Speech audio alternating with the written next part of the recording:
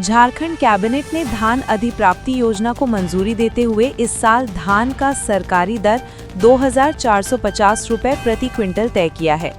किसानों को अब किश्तों में नहीं बल्कि 48 घंटे के भीतर पूरा भुगतान किया जाएगा, जिसके लिए 48.60 करोड़ की स्वीकृति दी गई। धान खरीद 15 दिसंबर से शुरू होने की संभावना है।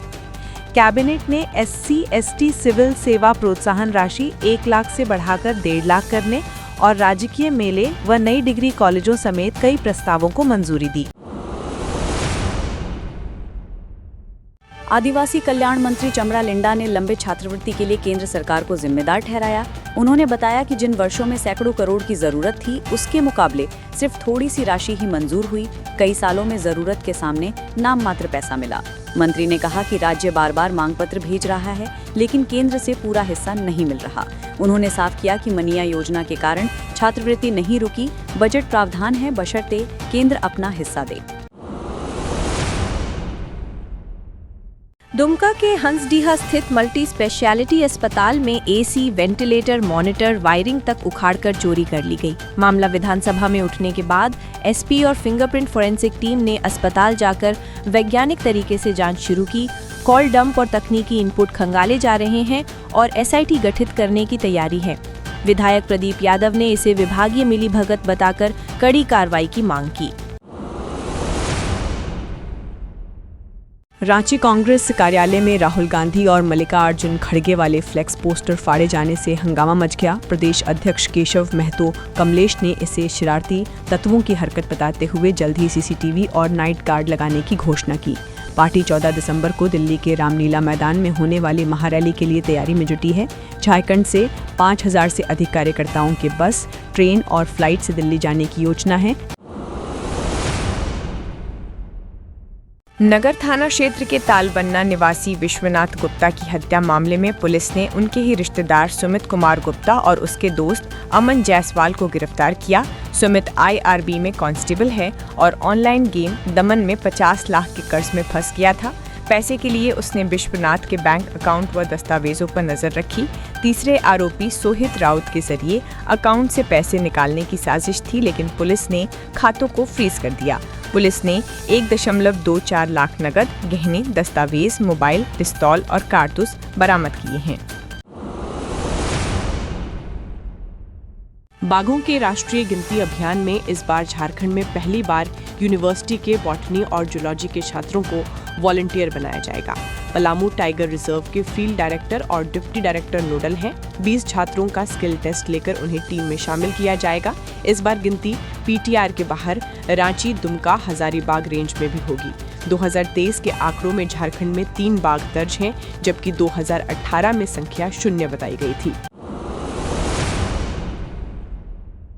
मुरहू थाना क्षेत्र में सीनू पूर्ति की हत्या मामले में पुलिस ने मंगरा मुंडा उर्फ दसाई मुंडा, किनू पूर्ति और सोम मुंडा को गिरफ्तार किया। आरोपियों ने पहले सीनू को बुलाकर मारपीट की, फिर कुदाल से हत्या कर गड्ढे में दफना दिया। बाद में पैर दिखने पर पुलिस ने शव बरामद किया। पूछताछ में पता चला कि 2022 में मंगरा के बेटे कानू मुंडा की हत्या में सीनू समेत कई लोग शामिल थे। बदले की इसी भावना से सीनू को मारकर उसी तरह दफनाया गया। धनबाद के केंदुवाड़ी गैस रिसाव प्रभावित इलाके में BCCL ने हर घर की दीवार पर नोटिस चिपकाकर क्षेत्र को असुरक्षित घोषित कर दिया। नोटिस में साफ लिखा है कि यहाँ रहना जान के लिए खतरा है, इसलिए लोग बेलगड़िया या कर्माटान टाउनशिप में शिफ्ट हो जाएं। दूसरी ओर स्थानीय लोग विरोध कर रहे हैं। उनका कहना है कि कंपनी पहले गैस रोकने की व्यवस्था करे, वे घर नहीं छोड़ेंगे। DC ने NDRF टीम के साथ बैठक कर 2 मजिस्ट्रेट और 40 सुरक्षा कर्मियों की तैनाती का आदेश दिया है। बोकारो के पर्वतपुर ब्लॉक के पास शादी में जाते समय कैलाश सिंह और उनके बेटे कृष्ण सिंह को एक स्कॉर्पियो ने टक्कर मार दी। दोनों की मौके पर मौत हो गई। परिजनों और ग्रामीणों का आरोप है कि ये ONGC की गाड़ी थी। हादसे के बाद कोई अधिकारी सामने नहीं आया। गुस्साए लोग शवों को लेकर ONGC गेट के सामने धरने पर बैठ गए और मुआवजा व नौकरी की मांग कर रहे हैं। प्रशासन और ONGC प्रबंधन के साथ बातचीत जारी है। झारखंड कर्मचारी चयन आयोग ने संयुक्त स्नातक स्तरीय CGL 2023 परीक्षा का अंतिम परिणाम जारी कर दिया है। रांची हाईकोर्ट के 3 दिसंबर के आदेश के बाद विभिन्न वर्गों और पदों के लिए सफल अभ्यर्थियों के रोल नंबर प्रकाशित किए गए हैं, जिन्हें अब संबंधित विभागों में नियुक्ति के लिए भेजा जाएगा। SIT जांच के कारण 10 उम्मीदवारों का परिणाम फिलहाल रोक दिया गया है। कुछ अभ्यर्थियों के अधूरे या गलत दस्तावेजों की वजह से भी परिणाम अस्थायी रूप से रोका गया है। आयोग ने कहा है कि अंक तालिका, कट ऑफ और विभागवार डिटेल आगे वेबसाइट पर उपलब्ध कराई जाएगी।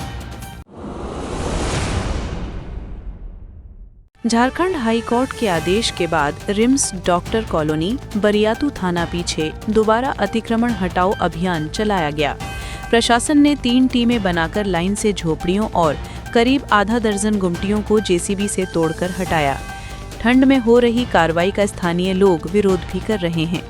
पुलिस व प्रशासनिक अधिकारियों ने साफ कहा कि रिम्स परिसर, DIG मैदान, रिम्स कोकर रोड सहित पूरे इलाके को अतिक्रमण मुक्त कराया जाएगा और खर्च भी अतिक्रमणकारियों से वसूला जाएगा।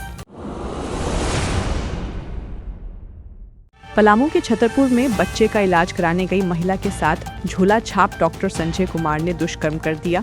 आरोपी ने भाप देने के नाम पर महिला को क्लिनिक से सटे कमरे में बुलाकर दरवाजा बंद कर दिया और जबरन दुष्कर्म किया।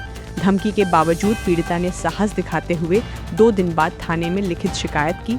पुलिस ने आरोपी संजय कुमार को गिरफ्तार कर न्यायिक हिरासत में भेज दिया है। रांची स्थित कारोबारी श्रवण जालान के घर, ऑफिस और Rani Sati ply and decor प्रतिष्ठान पर ACB ने एक साथ छापेमारी की। ये कार्रवाई निलंबित IAS विनय चौबे से जुड़े शराब घोटाला केस की जांच के तहत की जा रही है। शक है कि विनय चौबे की अवैध कमाई का बड़ा हिस्सा इनके जरिए विभिन्न ठिकानों पर निवेश किया गया।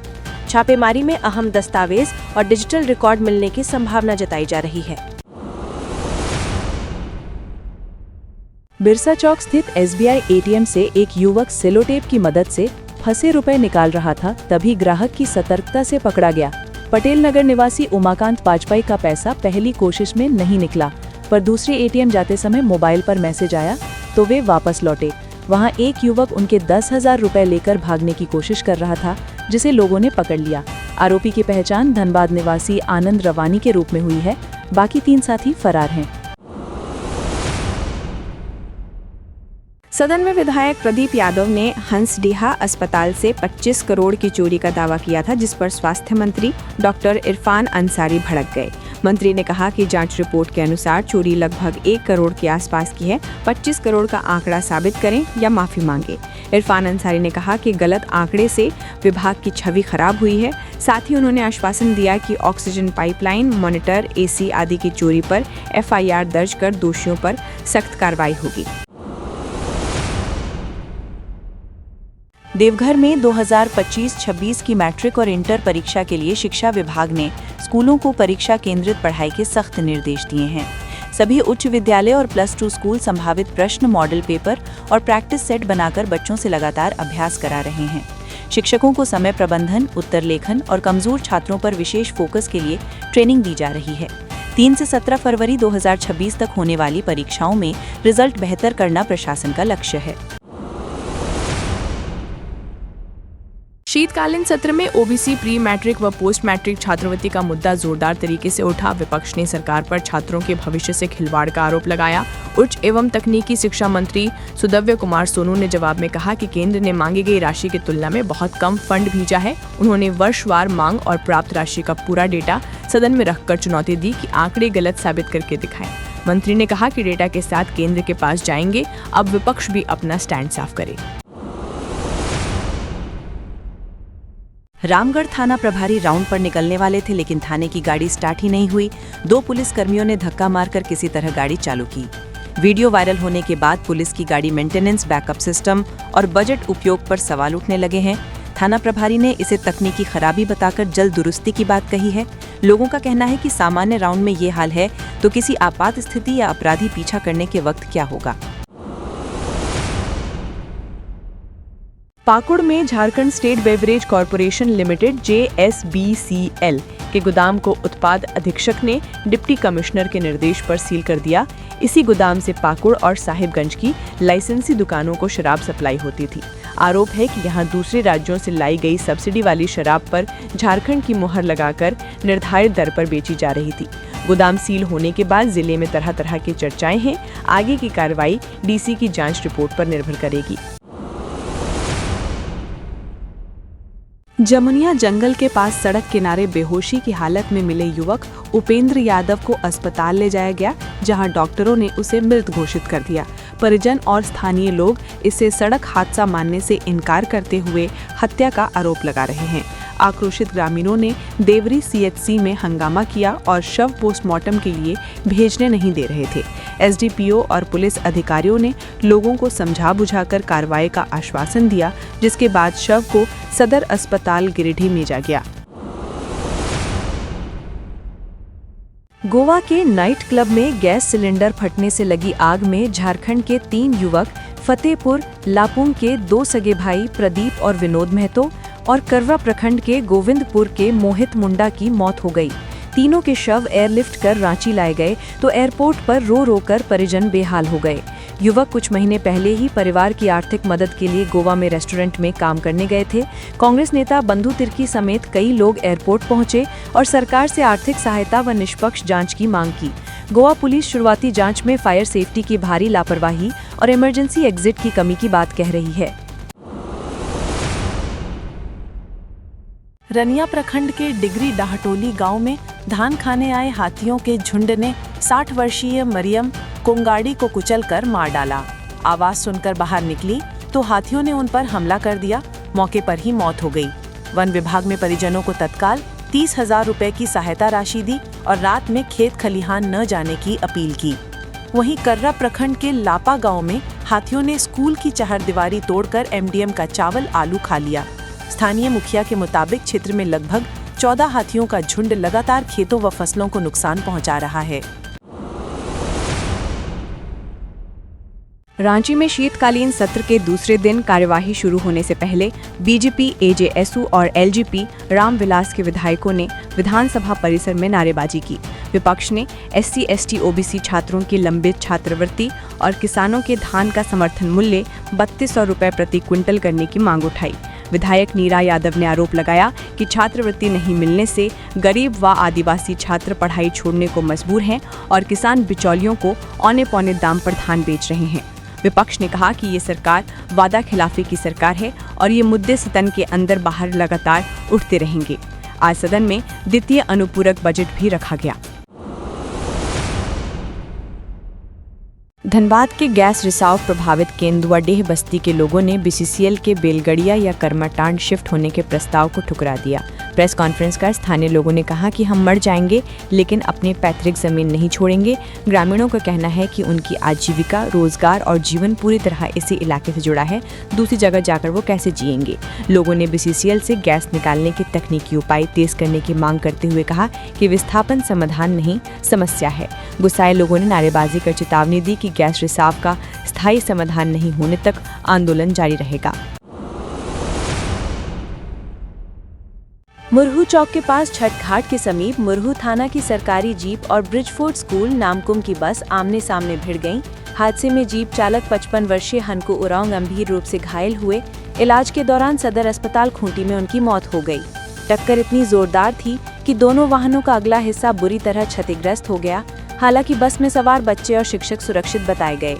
हनको उरांव 3 साल से मुरहू थाना में चालक थे। पीछे 3 बेटियां 2 बेटों का परिवार छोड़ गए, जिनमें से एक की शादी जनवरी में होनी थी। पुलिस अधिकारियों व साथियों ने अस्पताल पहुंचकर परिवार को सांत्वना दी। भेलवा घाटी थाना क्षेत्र के जगसीमर निवासी उपेंद्र यादव की संदिग्ध मौत के बाद इलाके में तनाव है। वह छतरो बाजार से घर लौट रहे थे। फतेहपुर के पास सड़क किनारे घायल अवस्था में मिले। अस्पताल पहुंचने पर डॉक्टरों ने मृत घोषित कर दिया। परिजन इसे सड़क हादसा नहीं, हत्या बता रहे हैं और ग्रामीणों ने सड़क जाम कर विरोध शुरू कर दिया। मौके पर एसडीपीओ राजेंद्र प्रसाद दलबल के साथ पहुंचे और आश्वासन दिया कि मानवीय व तकनीकी साक्ष्यों के आधार पर हर एंगल से जांच होगी। अगर हत्या हुई है तो आरोपियों को जल्द पकड़ा जाएगा। आश्वासन के बावजूद ग्रामीण विरोध जारी रखे हुए हैं। साहिबगंज वन प्रमंडल पदाधिकारी प्रबल गर्ग ने उधवा पक्षी आश्रयणी का निरीक्षण कर प्रवासी पक्षियों की सुरक्षा के लिए निर्देश दिए।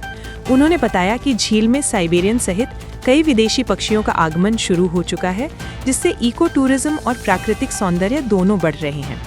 डीएफओ ने स्पष्ट किया कि झील क्षेत्र में पक्षी शिकार बिल्कुल प्रतिबंधित है। पकड़े जाने पर वन्य जीव संरक्षण अधिनियम 1972 के तहत 7 साल की सजा और 1 लाख रुपए तक जुर्माना हो सकता है। टीम को गश्त बढ़ाने, संवेदनशील जगहों पर विशेष निगरानी और पर्यटकों, स्थानीय लोगों से स्वच्छता व सूचना सहयोग की अपील की गई।